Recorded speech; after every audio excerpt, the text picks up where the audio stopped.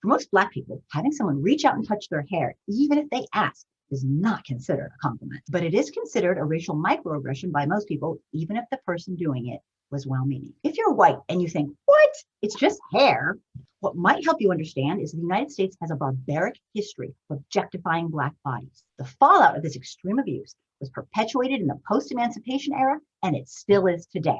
It can be seen in displays of white entitlement and white fragility. You might think, this is ridiculous. So people are curious. Stop making something out of nothing. Here are the top 10 things white people need to know about touching Black people's hair. One reason white folks may look at a Black person's hair as an anomaly is because of institutionalized racism in the form of segregation. Extreme segregation has been accomplished historically over time in the United States through redlining, gentrification, sundown towns, and a complete historical failure to celebrate diversity in the United States. The reason so many white people find Black hair to be incredibly unique is because most of us have had very little meaningful contact with Black people in our lifetime.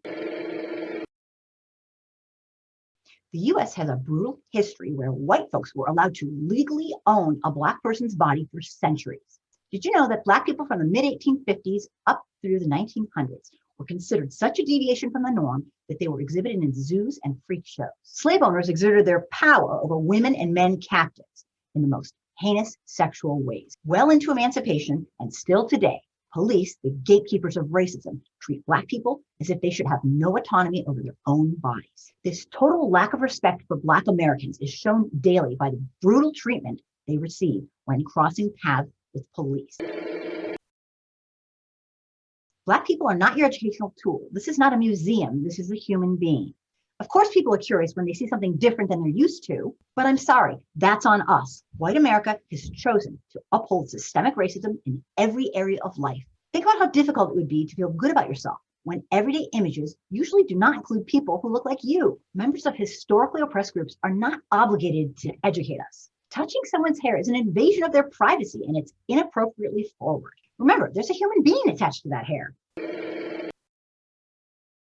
You may be wondering, how is finding someone's hair fascinating a bad thing? Even when the othering appears to be positive, it still doesn't feel good. I'm guessing it would be very disruptive and rude to be treated like you're abnormal. Even as a compliment, it's still like saying, wow, you're different. This can be dehumanizing, even if it's not intentional. Imagine how difficult it would be to stay focused in school when students and staff are constantly staring at, asking questions about, and reaching out in an attempt to touch your hair. We go up to animals and pet them.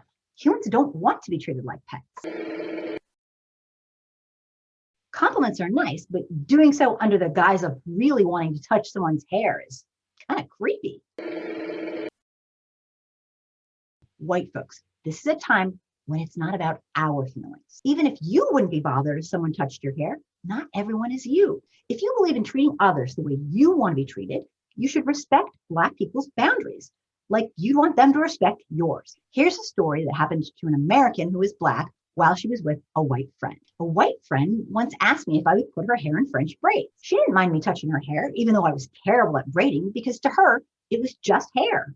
Because for me and a lot of other Black women, it's more than just hair. It's a vital source of empowerment. For some people, natural hair is a political statement, embracing their own beauty instead of feeling like they have to conform to the ideologies of European beauty standards. Think about how many times Black hair has been the center of white supremacist ideology. Black children have been suspended from school for wearing their hair naturally the way it grows. They've been disciplined for their natural hair, for wearing locks, beads, extensions, and many other absolutely normal and natural hairstyles. Some schools are so racist, they have actual set policies about how a Black child can wear their hair naturally. There are cases where teachers have had the gall to cut off a Black child's hair while they're in school. Some corporations have actual dress codes aimed at discouraging Black people from wearing their hair naturally. Some white people who are not familiar with natural Black hair hold stereotypes that natural hair is unkept. Although it varies, many Black people, especially women, have to deal with people wanting to touch their hair a lot. If you approach a Black woman saying, I just have to touch your hair, and you reach out, this is probably not the first time it's happened. How would you like getting your hair touched by strangers every single day? How about 5 times a day? Would it start to bother you? Just because you know somebody who's Black and doesn't mind getting their hair touched doesn't mean you have the right to touch other people's hair. Do you know a Black person who doesn't mind people touching their hair? Black people have different preferences, and there is no one authority on the boundaries of women's hair. Each person gets to do what they want. White people do not get to be the authority with regard to Black people's boundaries about having their hair or body touched. Nobody needs the added pressure of feeling judged because they have set boundaries regarding people coming up to them and touching their hair. So you still think touching a Black person's hair is relatively harmless and that maybe they should get over it?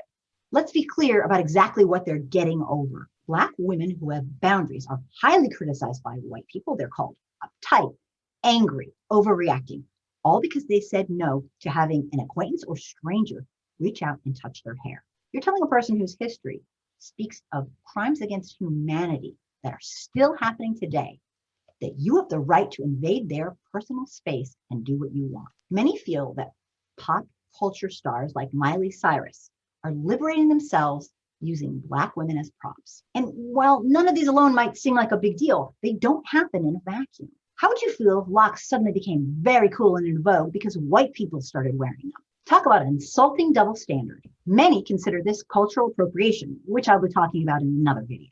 None of these acts alone might seem like a big deal to you, but they add up and they don't happen in a vacuum.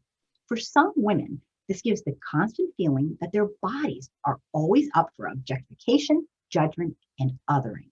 How would you feel if you were under pressure to be touched by a stranger and the person became indignant when you said no? Remember, the more we know about our own racial history, the more understanding we will have about the social issues that our culture faces today. If you believe, like I do, that it's way past time for white America to take racial responsibility and learn our own history, please consider subscribing to my YouTube channel. I do participatory live shows every Wednesday night at 9 Eastern from my Angry Soccer Mom YouTube channel.